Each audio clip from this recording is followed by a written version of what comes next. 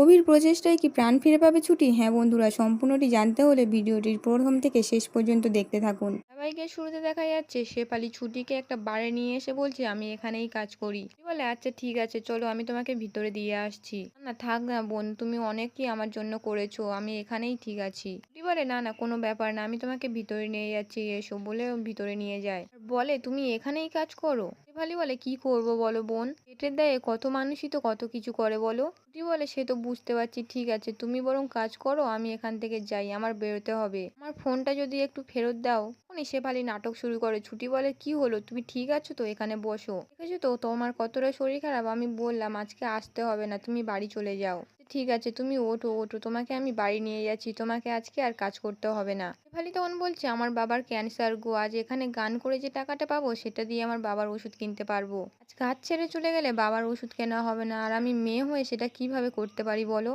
ছুটি বলে আমি বুঝতে পারছি, বাবাদের যখন শরীর খারাপ হয় মেয়েদের কি অবস্থা হয় সেটা আমি বুঝতে পারি। শেফালি ছুটিকে নিয়ে ভিতরে চলে যায়, তখনই সেখানে রমা আর ঝুমকি আসে। ঝুমকি বলে এবারে আজকে ও বাঘে বাঘ হয়ে যাবে। রমা তখন বলছে এটাই তো আমি চাই, ও আমাকে চ্যালেঞ্জ করেছিল, ও আর জানে না তো এই রোমার প্ল্যানই কতটা খাতারনাক হতে পারে। জাস্ট ওয়েট অ্যান্ড ওয়াচ, চলো। এদিকে তখন ছুটি শেফালিকে বলছে তুমি এবার গান গাইতে যাবে তো, তুমি তোমার বান্ধবীকে বলে দাও তোমার বাড়িতে ড্রপ করে দেবে, কারণ আমার অফিস আছে তো এবার আমার যেতে হবে, তুমি এবার আমার ফোনটা একটু দিয়ে দাও না, তাহলে আমি এবার বেরোতে পারি। শেফালি তখন মনে মনে বলছে আবার বলে যাই, তুই চলে গেলে রমা ম্যাডাম আমার 12টা বাজিয়ে দেবে রে। হ্যাঁ হ্যাঁ দিচ্ছি, তোমার ফোনটা দিচ্ছি বলেই আবার নাটক করতে শুরু করে। তখন ছুটি চিৎকার করে বলে কেউ আছেন একটু সাহায্য করো। ম্যানেজার ছুটে এসে শেফালির ওপর চিৎকার করে বলে শেফালি কি নাটক করছিস এখন, এবারে স্টেজের উপরে যা। শেফালি তখন বলে আমি আর পারছি না দাদা, আমি আর পারছি না। তখন ম্যানেজার চিৎকার করে বলে আজকে স্টেজে কাউকে না কাউকে যেতেই হবে। ছুটি তখন ম্যানেজারকে বলছে যে আমি অনেকক্ষণ থেকে দেখছি, এবার কি আপনি ওকে জোর করে স্টেজে পাঠাবেন? আপনার কি মানবিকতা বলে কিছু নেই? মেয়েটা মাথা তুলে দাঁড়াতে পারছে না আর আপনি এসব বলছেন। উনি শেফালি উঠে দাঁড়িয়ে বলে তুমি কি তাহলে আমার হয়ে গেয়ে দেবে? তুমি আমার হয়ে গেয়ে দাও না প্লিজ, তুমি আমার হয়ে গানটা গেয়ে দাও, আমার টাকাটার খুব দরকার প্লিজ বলেই হাত জোর করে কাঁদতে শুরু করে। তো অবাক হয়ে যায় আর বলে আমি কি বলছো, আমি এখানে গান করবো? না না কিছুতেই হতে পারে না। তো তখন নাটক করে বারবার ওকে গান করার জন্য জোর করে, শেষমেশ ছুটিকে স্টেজে তুলে দেয়। তখন ঝুমকির আমাকে বলছে রাইবারের বউ নাইট ক্লাবে এসে গান করবে আর নাচবে বলেই তো খুব হাসাহাসি করছে, সবাই দেখুক পরিবারের সম্মান কত বাড়াচ্ছে ও। এদিকে তো তখন অভি বারবার ছুটির ফোনে ফোন করছে আর ইন্দ্রকে বলছে দেখ না বারবার ফোনটা সুইচ অফ করে রেখে দিয়েছে। ইন্দ্র তখন বলে শোন না, ও হয়তো ফোনটা সুইচ অফ করে বাচ্চাদেরকে পড়াচ্ছে। তুই বলে শোন না ভাই, পড়ানোর সঙ্গে ফোনে সুইচ অফ করার কি সম্পর্ক?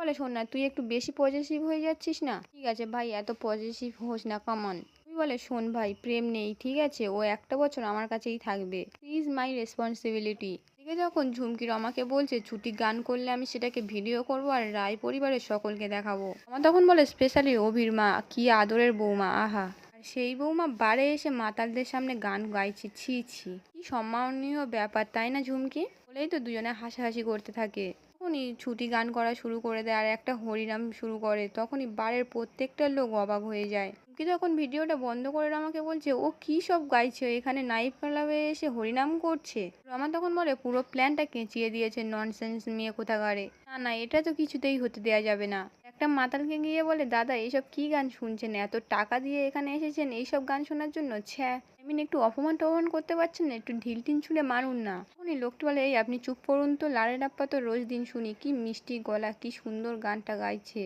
তো হচ্ছে মেয়েটা শিক্ষা দীক্ষা অনেক ভালো, কোনো প্রাকে চক্রে এখানে চলে এসছে, দেখছেন না এরকম একটা জায়গায় ঈশ্বরের নাম ধ্যান করে মানুষকে বিভোর করে দিচ্ছে।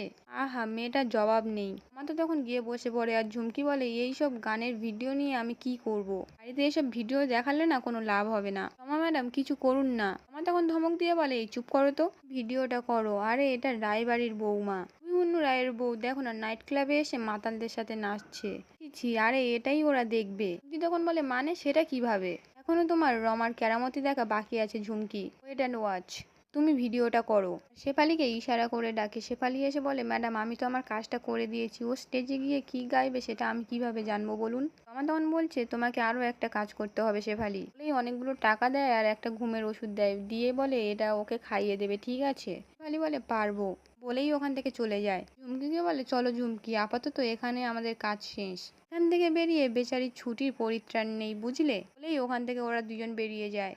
তখন অভি ইন্দ্রকে বলছে, ভাই ওই ছুটির একটা খুনি দিদি আছে না, কি একটা নাম, আর সাবিত্রী দি, ওকে একটু ফোন করে জিজ্ঞেস কর না ছুটি ওখানে গেছে কিনা, আর একটু নর্মাল ভাবে জিজ্ঞেস করবি যাতে ওদের আর কোনো সন্দেহ না হয়। ইন্দ্র তখন সাবিত্রীকে ফোন করে জিজ্ঞেস করে, ছুটি ওখানে গেছে? সাবিত্রী তখন বলে, কি ছুটি? ছুটির তো আসার কথা ছিল কিন্তু ও আসেনি, আমাকে কিন্তু খোলসা করে বলো মেয়েটা কোথায়, মেয়েটার যদি কিছু হয়েছে। ইন্দ্র তখন নাটক করে বলে, না না, আমি তো আপনাকে বলছিলাম যে আজকে অফিসে খুব চাপ, ও আজকে বাড়িতে তাড়াতাড়ি যেতে পারবে না, ঠিক আছে রাখছি রাখছি, বলেই ফোনটা কেটে দেয়। আর অভি তখন রিজুকে ফোন করে বলে, হ্যালো ভাই রিজু, আমি অভি বলছি, ছুটির নাম্বারটা আমি পাঠাচ্ছি, তুই একটু ট্রেস করে বলতে পারবি ও এখন কোথায় আছে? এই তো ছুটির নাম্বারটা পাঠিয়ে দেয়। আর ইন্দ্র বলে, ভাই ছুটি যদি বা জানতে পারে? তখন বলে, ভাই আমার কোনো গন্ডগোল হচ্ছে, আমি বুঝতে পারছি না, এত সহজে এটা হওয়ার কথা না, কোনো একটা অসুবিধা হচ্ছে ইন্দ্র।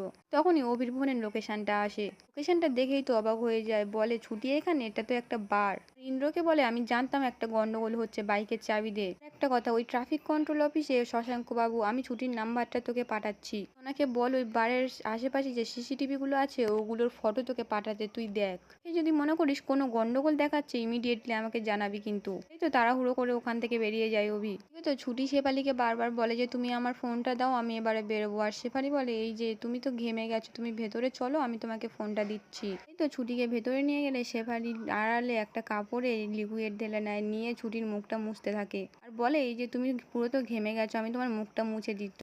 তো ছুটির মাথাটা ঘুরতে থাকে। আর ছুটি বলে, কি হচ্ছে বলো তো, আমি বুঝতে পারছি না। তাহলে বলে, কিছু হয়নি, চারিদিকে এত আলো তো ওই জন্য হয়তো মাথাটা ঘুরছে। তখন তো ছুটি অজ্ঞান হয়ে যায়। আর শেফালি তখন গুন্ডাদের ডাকে, গুন্ডাগুলো এসে ছুটিকে সবেমাত্র বস্তা ভর্তি করতে যাবে, একটা লোক এসে বলে যে ওই মেয়েটা গান গাইলো ওকে। তখনই গুন্ডা ওই লোকটাকে মেরে অজ্ঞান করে দেয়, আর ছুটিকে বস্তার মধ্যে ভর্তি করে ওখান থেকে নিয়ে চলে যায়।